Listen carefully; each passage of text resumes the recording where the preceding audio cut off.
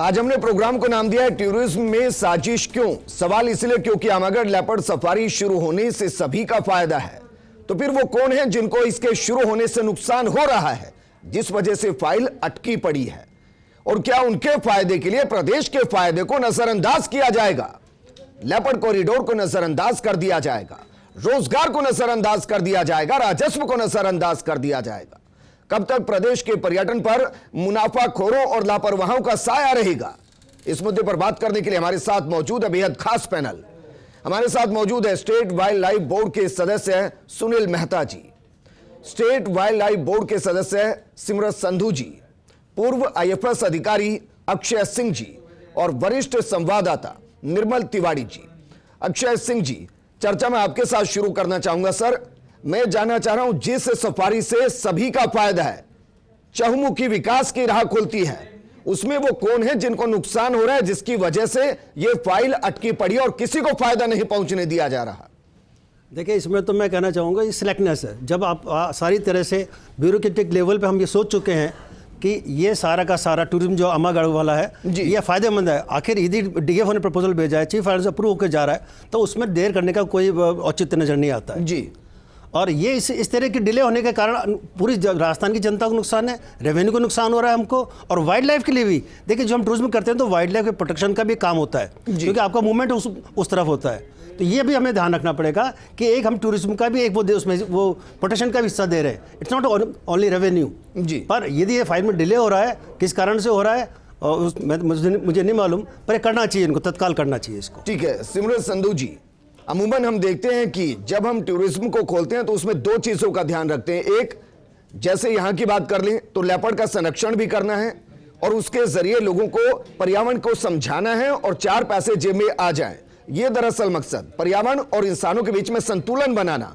Ma'am, file को अगर अटका दिया जाएगा, पूरी परियोजना बनकर तैयार है, उसको अटका दिया जाएगा, तो फिर यह माना जाए कि चंद लोग पूरे सिस्टम को चला रहे हैं और किसी की परवाह नहीं है। इसमें मेरा कहना यह है कि जयपुर शायद वर्ल्ड में एक ऐसी जगह है जहां शहर के बीचों बीच हमारे इतने लेपर्ड्स मौजूद हैं जी। झलाना अपने आप में एक एग्जाम्पल बन चुका है, it is a shining example. उसी की राह पे हम लोग आमागढ़ को भी विकसित करना चाह रहे हैं और बाकी पूरे सराउंडिंग एरियाज़ जहाँ भी लेपर्ड्स हैं, और under the able leadership of a CM हम इसको रियली चाहेंगे कि जयपुर जो है ये बिल्कुल लेपर्ड कैपिटल बन के इमर्ज हो इंटरनेशनली जी। जैसे इन्होंने कहा वो बिल्कुल सही है। It is not only the point of revenue earning, ये हमारे लिए फॉरेस्ट कंजर्वेशन, रेस्टोरेशन, उसका भी मामला है। जैसे ही वहाँ पे हम लेपर्ड्स की कंजर्वेशन का इनका ध्यान रखते हैं, वहाँ पे आपकी वुड कटिंग ख़त्म होती है, ट्रीज फेलिंग कम होता है, लोगों की आवाजाही कम होगी, जंगलों को संरक्षण मिलता है। ये बहुत अजीब मामला है। रदर हम तो आपसे रिक्वेस्ट करेंगे, आप पता कीजिए कि फाइल अटकी कहाँ पड़ी है जी। We really don't know file कहाँ अटकी पड़ी है। ये एक ऐसा चीज़ है जिसमें हमारे को रेवेन्यू भी मिलता है, आप कंजर्वेशन का भी काम करते हो, आप जयपुर को जो लेपर्ड कैपिटल हम सब चाहते हैं और इतने सालों की इसके ऊपर मेहनत है, उसमें ये बहुत तेज़ी से उभर रहा है, उसको रोका जा रहा है। ये क्यों हो रहा है ये हमको तो मेरी खुद समझ के बाहर है। सुनील मेहता जी, सर ये अपवाद नहीं हो सकता कि पहले सरिस्का के साथ सब कुछ ऐसा किया जाए और अब एक उभरता हुआ नया सितारा आमागढ़ सफारी जिसके साथ ये सब कुछ होता हुआ नजर आ रहा है। ये तो साफ तौर पर दर्शाता है कि चंद चीजों को हाईलाइट हमेशा होता रहे, इसलिए बाकी जो चमकती हुई चीजें दिखाई दे रही हैं उन सभी के ऊपर मिट्टी डाल दी जाए। देखिए, मैं एक चीज़ बड़ा स्पष्ट कहूँगा कि जयपुर में झलाने के बाद जो एक लेपर्ड टूरिज्म जो अपना अभी तक पर्यटन का क्षेत्र रहा है, जयपुर जाना माना गोल्डन ट्रायंगल का हिस्सा रहा है, पर झलाने आने के बाद लोगों को पता लगा कि एक विश्व स्तरीय लेपर्ड कॉन्जर्वेंसी है, लेपर्ड रिजर्व है। और आज मैं इस दावे के साथ कहता हूँ कि झलाना प्रॉब्ली दुनिया का सबसे बेहतरीन वाइल्ड लेपर्ड देखने की जगह है, और जो डेंसिटी है, जो रेशियो है लेपर्ड का, वो दुनिया का शायद हाईएस्ट है कि इतने से एरिया में 42 लेपर्ड, 40 से ऊपर लेपर्ड सफल जी रहे हैं और चल रहे हैं जी। दूसरी बड़ी बात है कि झालाना के बाद झालाना के जो लेपर्ड का पॉपुलेशन, झालाना एक लेपर्ड नर्सरी बन चुकी है। यहाँ से लेपर्ड निकल के बाहर जाता है तो अपनी राह भटकते हुए, खोजते हुए वो आमागढ़ गलता वाली सेंचुरी में उसने अपनी जगह बनाई है। हमारे पास जहाँ तक भी एविडेंस है, साइंटिफिक एविडेंस है कि झालाना का लेपर्ड निकल के 55 किलोमीटर दूर अचरोल रेंज में भी जाके बसे हुए हैं।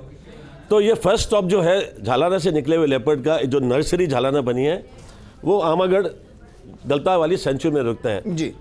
अब इसके बनने से मैं इसका दावा कर सकता हूं कि जैसे आमागढ़ गलता सेंचुरी बनेगी, Jaipur will become the world capital of leopards. Leopards के लिए विश्व केंद्र बन जाएगा। नहीं, लेकिन सर ये योजना तो बनाई गई होगी ना, तभी ये सारे काम किए गए होंगे, उसको एग्जीक्यूट क्यों नहीं किया जा रहा? काम किए हैं, काम बहुत अच्छे किए। अब मैं आपको बता रहा हूं क्यों नहीं एग्जीक्यूट किया जा रहा है। मैं खुद जाके आया, वहां पे देख के आया, जगह जगह पर एनक्रोचमेंट्स हैं। जो आमागढ़ ये गलता सेंचुरी है, वहाँ पे छोटे छोटे मंदिर बना के लोगों ने जो बहुमूल्य अपनी वन भूमि है उस पर एनक्रोचमेंट्स किए हुए हैं। एक उनकी लॉबी काम कर रही है। मैं इसलिए बोलूँ कि उन लॉबी ने मुझे अप्रोच किया, मेरे पास भी आए कि साहब इसको ढीला छोड़ दीजिए, इसको ढीला छोड़ दीजिए। दूसरा, वहाँ पे मवेशियों का जो अनप्रोडक्टिव काउज हैं, जो अपनी मवेशी है उनको छोड़ा हुआ है, उनको चराई का काम चल रहा है, लकड़ी कटाई का काम चल रहा था। अब ये जैसे ये रूट्स बने हैं, फॉरेस्ट वालों का ध्यान उधर गया है, तो ये सब काम बंद हो गए हैं। तो एक बहुत अच्छा काम, और जो लेपर्ड सफारी बन के आई है, उनकी पहुंच सचिवालय तक है सर? इसका मैं नहीं जानता हूं, पर कहीं ना कहीं सचिवालय में अटकी है, कहीं ना कहीं उनकी आवाज सुनाई दी जा रही है। और ये जो पर्यावरण को लेकर जो लोग चिंतित हैं, उनकी आवाज नहीं सुनाई दी जा रही है जी। क्योंकि ये तो मेरे पास निर्मल तिवारी जी, क्योंकि फाइल सचिवालय में अटकी है। अगर सचिवालय के कमरे से मुख्यमंत्री के कमरे तक पहुंच जाए, सीएमओ तक वो फाइल पहुंच जाए और उस पर साइन हो जाए, तो 3 साल पूरे होने पर इसको एक सौगात के तौर पर दिया जा सकता है। लेकिन अभी तक ऐसा होता दिखाई नहीं दे रहा। उस कॉरिडोर को कैसे बनाया जाए जो चंद कमरों की दूरी पर है, वहां तक फाइल पहुंचे?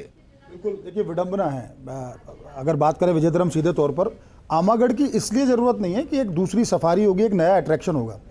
जिस तरह से सुनील जी ने कहा, अक्षय जी ने कहा और सिमरत मैम भी बोल रही हैं, एक ऐसे कॉरिडोर की ज़रूरत है जहां पर ये जो लेपर्ड्स की जो बढ़ती हुई संख्या, क्योंकि झालाना एक नर्सरी के तौर पर विकसित हो गया है, उस बढ़ती हुई संख्या को संतुलित किया जा सके। लेपर्ड क्यों बाहर आ जाएगा अपने क्षेत्र से निकल करके, अगर उसको वहीं पर दाना पानी, उसका भोजन, उसका पानी, सारी उसका आवास, वहाँ उसका रहवास अगर पूरी तरह सुरक्षित होगा। और देखिए सरिस्का सिर्फ ये नहीं जुड़ रहा है, सरिस्का भी सीधे तौर पर झालाना से जुड़ रहा है, क्योंकि झालाना के बाद आमागढ़, अगर जमवा रामगढ़ की बात करें, रायसर की बात करें, तमाम ये जो पूरा क्षेत्र है अचरोल से लेकर के फिर सीधा सरिस्का जाते हैं, तो एक बैलेंस हो जाएगा। ये जो कॉन्फ्लिक्ट होता है आपस में, जो टेरिटोरियल फाइट होती है, वो नहीं होगी। और देखिए बड़ी बात, लेपर्ड एक ऐसा वाइल्ड लाइफ है, ऐसा बिग कैट है जो बहुत शाही होता है। सुनील जी वैसे हमने बहुत बड़ी बात कही कि यहाँ लेपर्ड्स की साइटिंग जबरदस्त हो रही है। तो पूरे जयपुर की बात करें विजेंद्र, तो अकेले 45 से ज़्यादा लेपर्ड झालाना में हैं, 20 के करीब लेपर्ड वहाँ देखे गए अभी तक आमागढ़, 20 के करीब लेपर्ड नाहरगढ़ देखे गए हैं। तो इन लेपर्ड्स को रहने के लिए एक कॉरिडोर की जरूरत है जहाँ वो उन्मुक्त रूप से विचरण कर सकें। एक बात, इससे रोजगार बढ़ेगा। दूसरी बात, इससे तीसरा हमारे सिटी वाइल्ड लाइफ टूरिज्म, क्योंकि जयपुर एक मिसाल बन गया है city wild life tourism. Wild life tourism तो बहुत है राजस्थान के अंदर, लेकिन सिटी वाइल्ड लाइफ टूरिज्म पहली बार देखने को मिल रहा है कि एक शहर के बीच में इस तरह की सफारियों, टूरिस्ट वहाँ पहुँचता है, वो देखता है, अट्रैक्ट होता है, और उसको इसके साथ साथ वो ये भी सीखता है कि वन और वन्य जीवों का संरक्षण क्यों जरूरी है, एक इकोसिस्टम है, उसको हमको क्यों मजबूत रखना है। एक बात। दूसरी बात थी कि फाइल 2 दिसंबर के आसपास ये तैयारी हो जाती है। जो बड़े अधिकारी हैं वन विभाग के, उन्हीं के कहने से सारी चीज़ें शुरू होती हैं। आमागढ़ का सर्वे किया जाता है, वहाँ का एक पूरा रूट मैप तैयार होता है, वहाँ नए रूट्स खोलने के लिए वहाँ पर फायर लाइन्स बना दी जाती हैं, वहाँ पर वाटर पॉइंट्स बना दिए जाते हैं। सारी चीज़ें होने के बाद फाइल ये जाती है कि 2 तारीख को फाइल पहुंचती है सचिवालय के अंदर की 17 तारीख को मुख्यमंत्री के हाथों इसका उद्घाटन करा दिया जाएगा। सफारी शुरू करें, बाद की जो प्रक्रिया है इसमें जो जिप्सी कैसे चलनी है, किसको रोजगार मिलना है, किसको बाद में देखी जाएगी। लेकिन वो फाइल 2 तारीख से आज तक 1 इंच भी नहीं सरकी है। क्यों सेक्रेटरी या प्रिंसिपल सेक्रेटरी उसको क्यों नहीं दे रहे हैं उसको इजाज़त, ये उनको सोचना है। लेकिन ये तय है कि आमागढ़ के बनने से अगर हम बात करें सीधे तौर पर लेपर्ड्स के कंजर्वेशन की या फॉरेस्ट या वाइल्ड लाइफ के कंजर्वेशन की, तो निश्चित तौर पर एक बड़ा कदम सरकार उठा सकती थी। और इससे न केवल सिटी वाइल्ड लाइफ टूरिज्म बढ़ता, साथ ही साथ स्थानीय लोग, खासकर जयपुर के लोग, क्योंकि दुनिया भर के टूरिस्ट आते हैं, हमारी सांस्कृतिक विरासत जो है वो बड़ी उच्च कोटि की है, तो सब लोग यहाँ पर आते हैं, तो ये भी सीखते साथ साथ कि लेपर्ड्स का कंजर्वेशन कैसे किया जाता है, कैसे फॉरेस्ट को डेवलप करके हम हमारे को प्रदूषण से बचा सकते हैं, कैसे हमारा जो भूजल स्तर है उसको हम कंट्रोल कर सकते हैं, ज़्यादा डीप ना जाए। तो बहुत सारी चीज़ें। सरिस्का और आमागढ़ में कुछ समानताएं दिखाई दिखाई दे रही हैं आपको? निश्चित तौर पर देखिए, सरिस्का को जब बाघ विहीन कर दिया गया था उसके बाद ये जो लोग कुछ बैठे हैं यहाँ, ये बड़े ऐसे चेहरे हैं, इन सबका धन्यवाद मेरी तरफ से भी दूंगा। इन लोगों ने बड़ी मेहनत करके सरिस्का को दोबारा आबाद करने की कोशिश की, लेकिन विडंबना देखिए कि जो 23 टाइगर इस समय वहाँ पर हैं उसमें जितनी भी टाइगर्स हैं वो 13 से 14 साल की, यानी अनप्रोडक्टिव हो गई हैं, वो प्रजनन नहीं कर सकती। तो प्रयास हमें क्या करना है, रिद्धि को छोड़ना था रणथंभौर से। आप तक उस सरकार ने आदेश कर दिए, डिपार्टमेंट से आदेश हो जाता है, आज तक रिद्धि को वहाँ से शिफ्ट नहीं किया गया। उसके अलावा महाराष्ट्र से या किसी मध्य प्रदेश से हमको अगर हमारा जीन पूल बढ़ाने के लिए वहाँ पर अगर सरिस्का लेके आना है, टाइगर टाइगर्स, तो वो नहीं ला सके। तो मैं तो खुद एक आपके बिहार पर विजेंद्र, एक सुनील जी से एक सवाल करना चाहूँगा। सुनील जी, ऐसी क्या दिक्कतें, ऐसी क्या मुश्किलात हैं ऐसी कि रिद्धि को शिफ्ट नहीं किया गया, या महाराष्ट्र या मध्य प्रदेश से जो टाइगर्स लाने हैं, आप लोगों ने जिस तरह से टडोबा में या महाराष्ट्र में काम किया उसको राजस्थान में लागू नहीं किया जा सकता? मुझे देखिए, मैं अगर फ्रैंकली बोलूँगा तो मुझे कभी कभी ऐसा लगता है कि सरिस्का राजस्थान में नहीं होकर पाकिस्तान में है। सरिस्का के बारे में जब भी कोई बात करते हैं, कोई अच्छी काम लेके आते हैं सामने, तो सामने विडंबनाओं की बाढ़ लग जाती है। अभी ICICI फाउंडेशन ने 7 करोड़ रुपए तक सरिस्का में देने के लिए बात करी, एक MOU साइन होना था। MOU साइन होने में महीने लग गए। अब हम अपने पहल करके, अपने कॉन्टैक्ट्स यूज़ करके, अपने रिलेशनशिप यूज़ करके हम सरिस्का के लिए, कोई आदमी आते हैं जो CSR फंड से पैसा देने को तैयार है, पर उसकी फाइल भी अटकी पड़ी है। तो अब समझ में नहीं आता कि सरिस्का के लिए क्या किया जाए। NTCA ने परमिशन दी हुई है कि 20% जो पार्क है वो टूरिज्म के लिए खोल दिया जा सकता है। सरिस्का में 5% से कम है, उसमें भी ज़्यादातर जो एरिया है वो मंदिर तक जाने का रास्ता है। तो वहाँ पे पर्यटन कैसे विकसित होगा? अब माने सरिस्का एक अकेला पार्क है देश में जो कि नेशनल कैपिटल रीजन के अंदर है, और जो अपना जो मशहूर गोल्डन ट्रायंगल ऑफ टूरिज्म है पर्यटन का, जो दिल्ली, आगरा और जयपुर के बीच में, उसके बिल्कुल सेंटर में स्थित है। अगर उसको हम प्रमोट नहीं करेंगे, उसमें सरिस्का के अलावा, सरिस्का में बाघ ही नहीं, एक सरिस्का एक बहुत खूबसूरत वन है जी, और उसके अलावा रोड़ा अटका कौन रहा है? अब ये आपने जो सवाल पूछा, रोड़ा अटका कौन रहा है, पर कहीं ना कहीं ज़रूर कोई ना कोई रोड़ा अटक रहा है। विभाग के लेवल पे अटक रहा है, क्योंकि फाइलें जो मैं समझता हूँ विभाग पे अटकी हुई हैं, विभाग से आगे मूव नहीं करी हैं। नहीं, लेकिन मैं तो ये मानता हूं सर, नेता चाहे तो मंत्री, क्या मंत्री चाहे नेता चाहे तो अधिकारी क्या करेगा? ये सारी चीजें तो ऐसी है ना जो उच्चतम स्तर से अनुमोदित हो चुकी हैं। इसका जवाब मैं देता हूं विजेंद्र। दरअसल स्थिति, जो वस्तु स्थिति यही है कि अभी तक सुखराम बिश्नोई के पास ये महकमा हुआ करता था, वन और पर्यावरण। अभी रिसेंट जो मंत्रिमंडल फेरबदल विस्तार हुआ उसमें हेमाराम चौधरी जी के पास आ गया। हेमाराम चौधरी जी जब तक महकमे को समझेंगे, उसकी ज़रूरतों को समझेंगे, उससे पहले ही जो तमाम जो रुकावटें, अवरोध हैं, वो दूर नहीं हो पा रही। ज़रूरत इस बात की, इस वर्तमान सरकार को 3 साल हो गए, 2 साल सरकार के भी बाकी है, नया साल भी आने वाला। अच्छी बात क्या है कि कोविड भी अब एकदम बिल्कुल नॉर्मल पोजीशन पे है। तो ये राइट टाइम है, जो स्टेक होल्डर्स थे वाइल्ड लाइफ टूरिज्म के या टूरिज्म इंडस्ट्री के, वो सब जो सफ़र कर रहे थे उनको वापस से मुख्यधारा में लाना चाहिए। उनके रोजगार बढ़े, उनके जो रोजगार छिन गए थे वो बढ़े।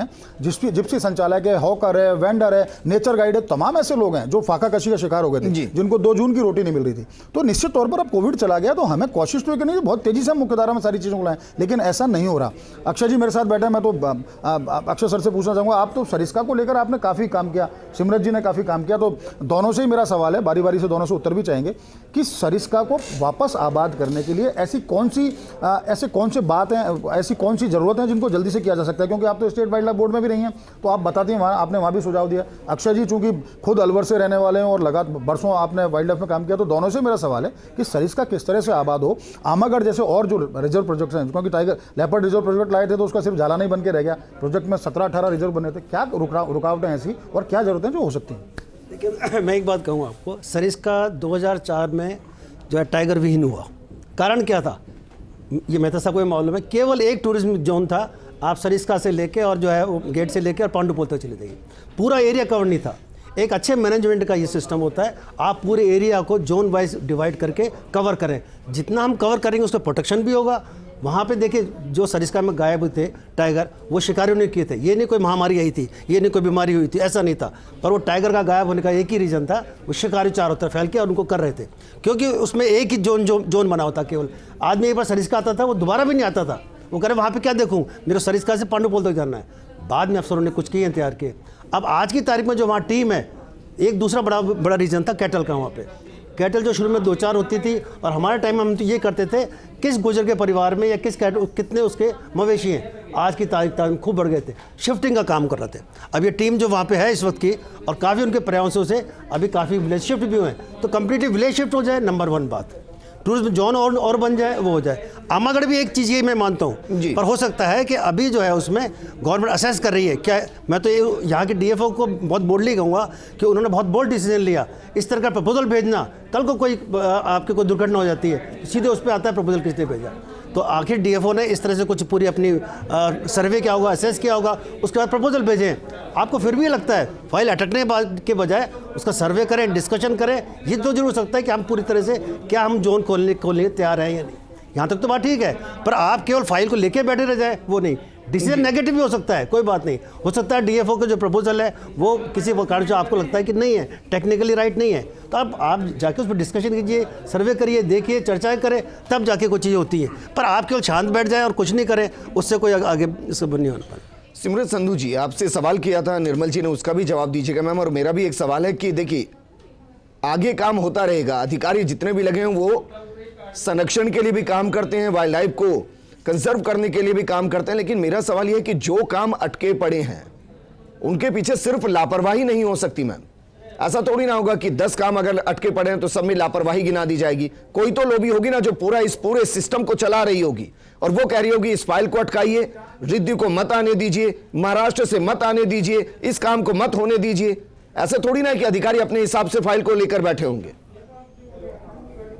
ये आपने एक बड़ा लीडिंग क्वेश्चन पूछ लिया।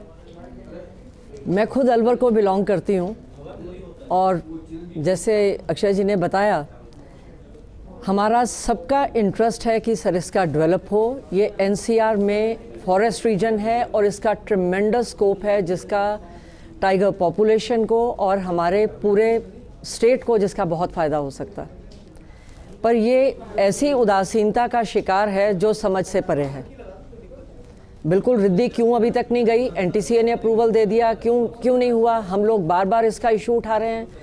वाइल्ड लाइफ बोर्ड में उठा दिया, उसके बाद दोबारा एक मीटिंग हुई, उसमें हमने उठाया।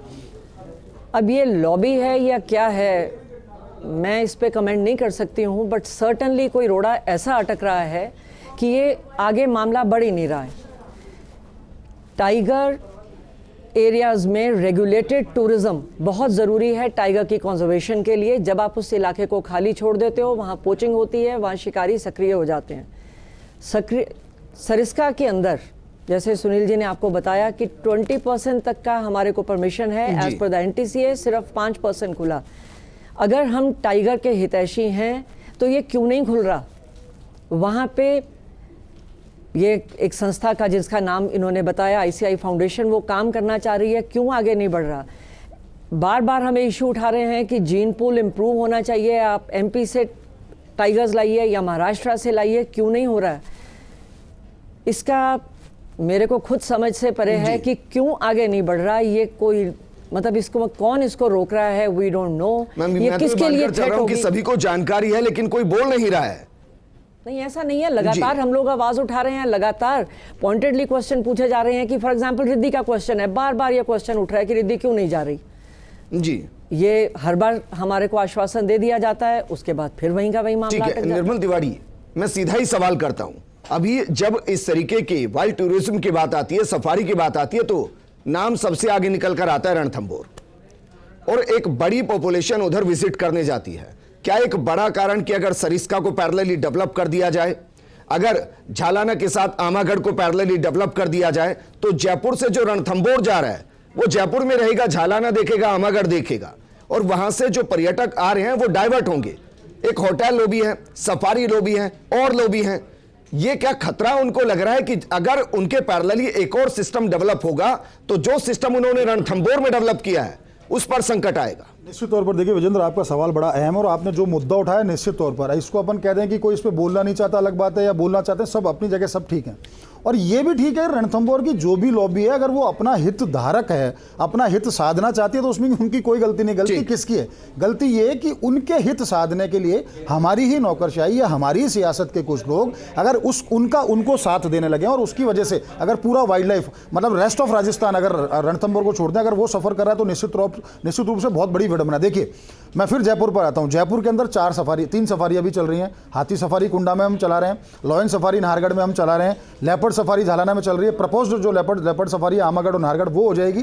टाइगर सफारी जो प्रपोज्ड है नाहरगढ़ के अंदर, उसके लिए मात्र 4 करोड़ रुपए का फंड चाहिए, वो हम नहीं दे पा रहे हैं। वहाँ एक बर्ड्स, 2 तरह की बर्ड्स जो कहते हैं कि जो शिकारी पक्षी हो और एक जो नॉर्मल पक्षी हो, उसके लिए सफारी बनाना चाहते हैं। तो जयपुर तो सिटी वाइल्ड लाइफ का एक बहुत बड़ा अट्रैक्शन हो सकता है और ये बात सही है। मैं फिर दावे के साथ कह सकता हूं कि कहीं ना कहीं रणथंभौर को पोषित करने के लिए, या कहते हैं ना कि हम की तुष्टिकरण वाली बात है, रणथंभौर को तुष्ट करने के लिए रेस्ट जो राजस्थान का जो वाइल्ड लाइफ है अगर वो सफर कर रहा है तो निश्चित रूप से ये बात सही है। लेकिन मेरी सरकार से या जो वाइल्ड लाइफ से जुड़े एक्सपर्ट्स हैं, जैसे तमाम जो पैनल यहाँ पर बैठा हुआ है, वाइल्ड लाइफ को जो चाहने वाले हैं, जो पर्यटक हैं, जो वाइल्ड लाइफ देखना चाहते हैं नजदीक से, उन सभी से मैं तो आग्रह करता हूं कि बात रणथंभौर की नहीं, आप रणथंभौर जाइए, लेकिन रणथंभौर के पैरेलल अगर दूसरी जगह टाइगर रिजर्व्स बनते हैं, लेपर्ड रिजर्व्स बनते हैं, स्लॉथ बियर हमारे पास सरिस्का आता है जो बहुत समय से नहीं है, कभी देखा गया था, एक आएगा तो एक नया अट्रैक्शन होगा। उससे रणथंभौर को कुछ कमी नहीं आ रही है। रणथंभौर का जिसके पास अट्रैक्शन है रणथंभौर जाएगा, लेकिन हम तो कह रहे हैं रणथंभौर जाओ, उसके बाद हमारे पास आ जाओ, आप जयपुर आ जाओ, आप सरिस्का आ जाओ, आप मुकंदरा चले जाओ, आप कहीं भी चले जाओ, लेकिन रणथंभौर की जगह सरिस्का को भी पनपने दीजिए, आमागढ़ को भी पनपने दीजिए, आप नाहरगढ़ या हम हाथी गांव की बात करें इसको पनपने दीजिए। और झालाना ने तो जो मिसाल पेश की है निश्चित तौर पर, और न केवल सिर्फ इसलिए नहीं कि उन्होंने लेपर्ड को किस तरह से कंजर्व किया जा रहा है, वहाँ का जो फ्लोरा फोना है, वहाँ जो जिस तरह के हर्ब्स लगाई गई हैं, जिस तरह से जो बड़े बड़े पेड़ थे 200-300 साल पुराने जो अंधड़ आंधियों में गिर गए, जिस तरह बहुत तेज बरसात थी, उनको वहाँ जिस तरह से रिट्रांसप्लांट किया गया और वाकई वो सक्सेस रहे, उनकी सक्सेस रेट 99% ज़्यादा है। तो इससे बड़ा तो उदाहरण विजेंद्र कोई नहीं हो सकता।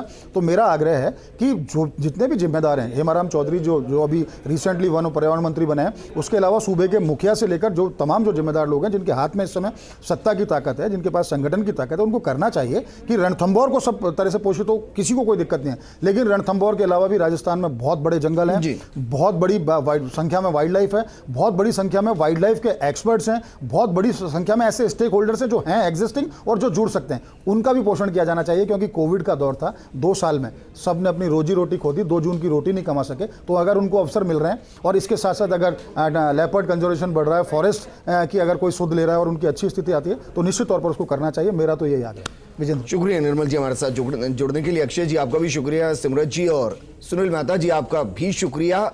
सवाल सिर्फ इतना है कि कोई फाइल धूल नहीं चाटनी चाहिए। अगर उस पर कोई क्वेश्चन है तो रिमार्क करके वापस कीजिए, उस कंफ्यूजन को दूर कीजिए, उस फाइल को प्रोसेस कीजिए, क्योंकि जिस मुद्दे को लेकर आज हम डिबेट कर रहे हैं उसमें सबका भला है, चुनिंदा को छोड़कर। नमस्कार।